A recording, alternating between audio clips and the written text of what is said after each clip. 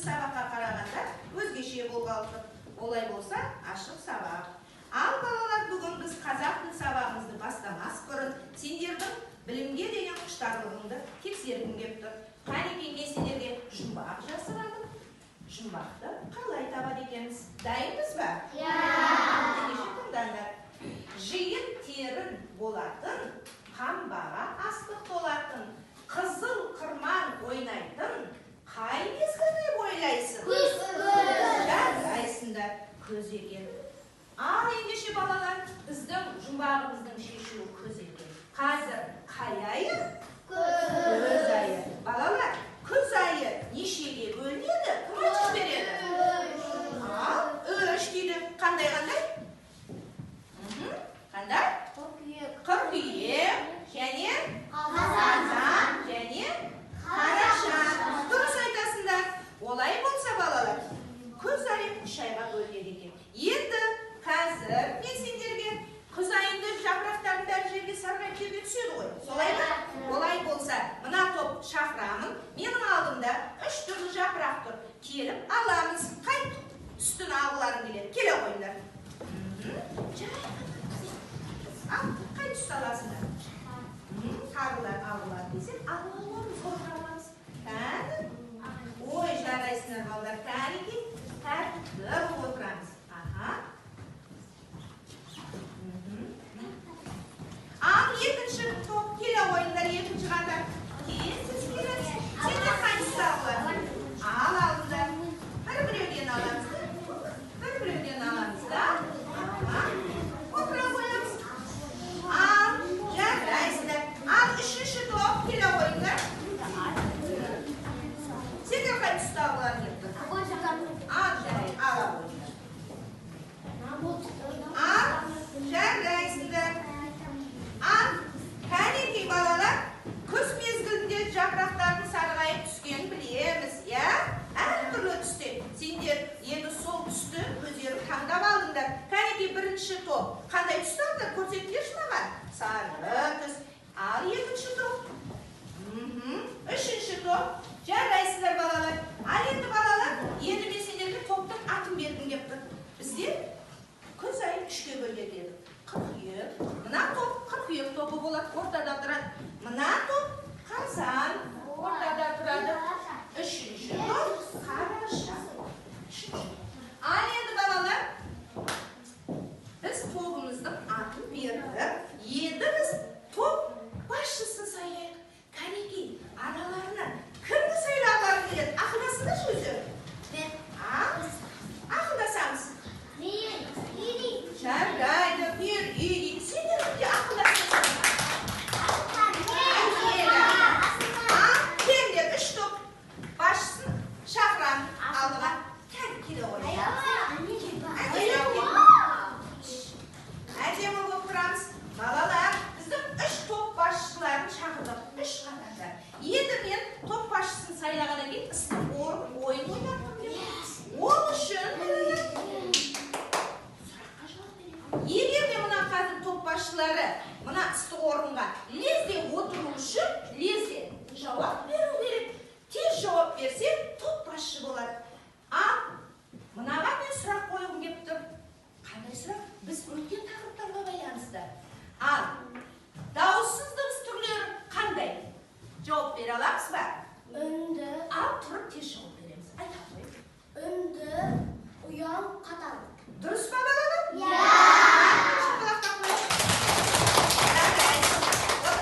Екінші топ. Ал, Мереге сұрақ қоямыз.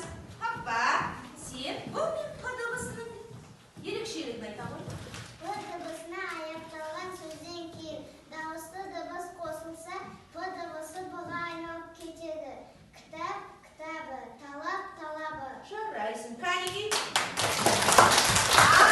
Енді мен Анелияға тақтадан тапсырма бергім келіп тұр, топ басшы. Ал, түсіп қалған әріптердің орнына П немесе Б дыбысын қоямыз дейді. Тез-тез қойып жібереміз. Оқы. Қандай әріп түсіп қапты? Қандай әріп түсіп қапты? П. Екіншісінде дұрыс тапты. Қандай әріп?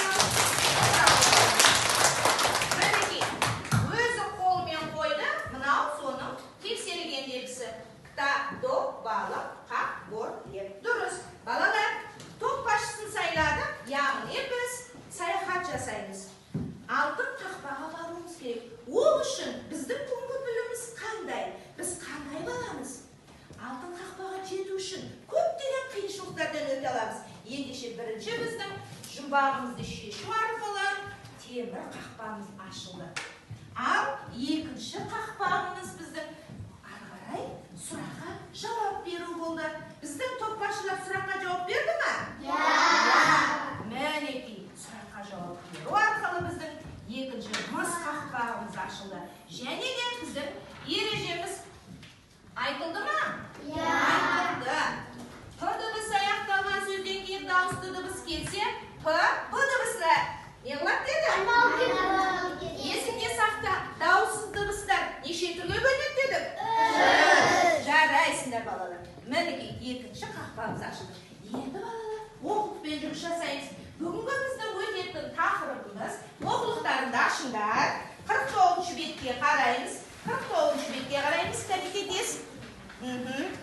49-шы бетке қараймыз. Қарадық па? Мен 20-шы жаттығуды оқимын. Мұқият тыңдап отырыңдар. Және де сол бойынша біздің сыныпқа, қонаққа жас тілші келе жатыр екен. Соның сұрақтары бар екен. Сол үшін мұқият тыңдасаңдар, жас тілшіге жауап береміз. Дайынсыз ба? Мен кешеннен оқимын. Тыңдаңдар. Менің нағашы әпкем кітапханада жұмыс істейді. Мен кітапханадан кітап алуға бардым. Нағашы әпкем саған қандай кітаптар ұнайды деп сұрады. Маған шытырман оқиғалар кітаптар ұнайды деді.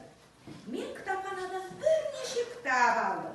Алған кітабымды жықпай, уақытында өткіз деді әпкем. Мен кітабымды уақытында өткізуге уәде бердім. Ал балалар, сабақ түсінікті ме?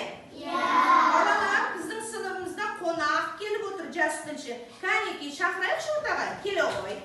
Мінекей балалар, жас тілші келіп қалды біздің сыныбымызға. Жас тілші 3 топқа 3 сұрақ қойғысы келді. Сендер мына мәтінді жақсы түсіндіңдер ғой. Ендеше сол сұрақтарға жауап бересіңдер. Қай топқа бірінші бергім келеді сұрақты? Бірінші топ. Мәтін не туралы? Мәтін не туралы болды? Қазір оқыдым. Кім айтады? Қол көтереді.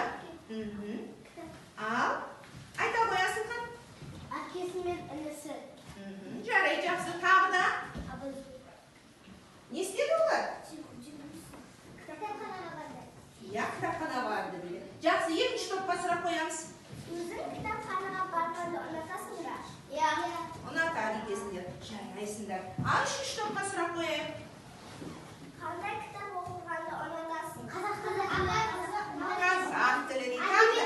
Әдебиет, математика, дүниетану. Жарайсыңдар балалар. Одан басқа қосымша қандай кітапқа да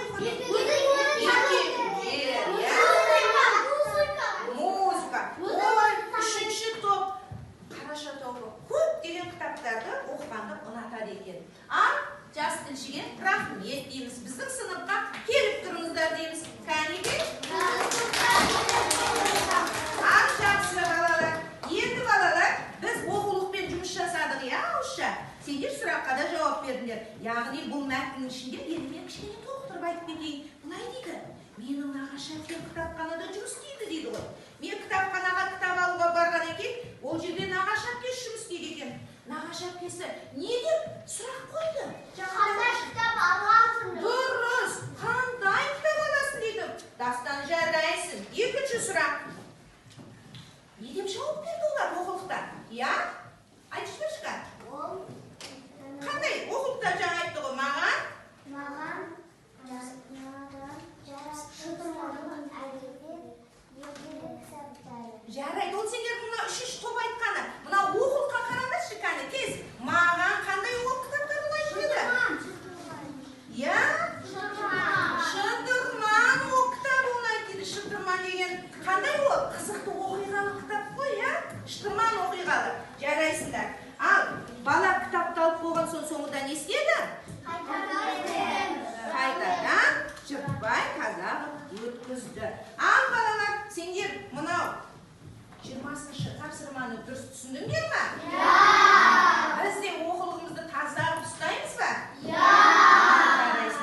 Жарайсыңдар балалар. Олай болса, ары қарай жұмыс жасаймыз. Енді келесі бетті ашайық. Оқулықтағы тапсырмаларды дәптерімізге жазамыз. Ол үшін мен қазір 3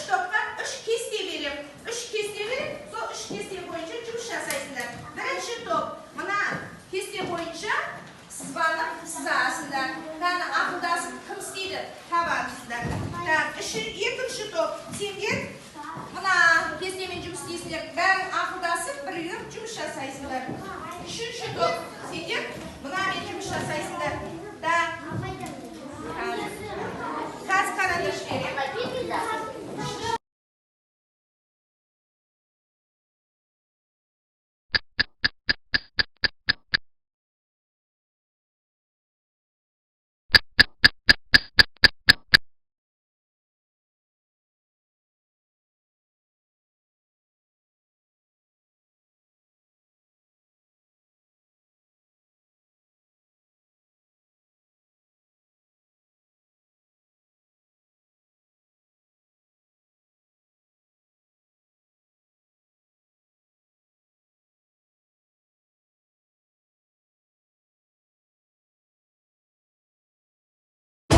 Қазақтың мұңы мәңгірген жүрегімде таныстым мұң тілімен жылағанда жүрегім күн тұтылып қуанғанда күлкімнен түн түрілген руым көп солардың аттарындай мінезім бар таулардың қатпарындай жырым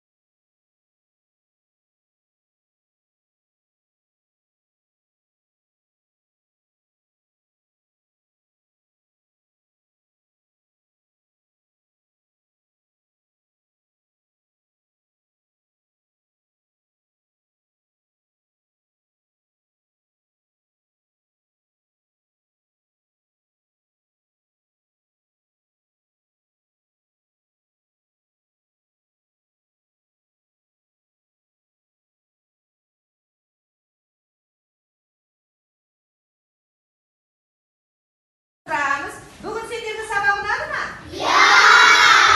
Олай болса, сабыр тартып жіберейік. 3 рет атамыз. Қан, немен бірге бірдей жасаймыз.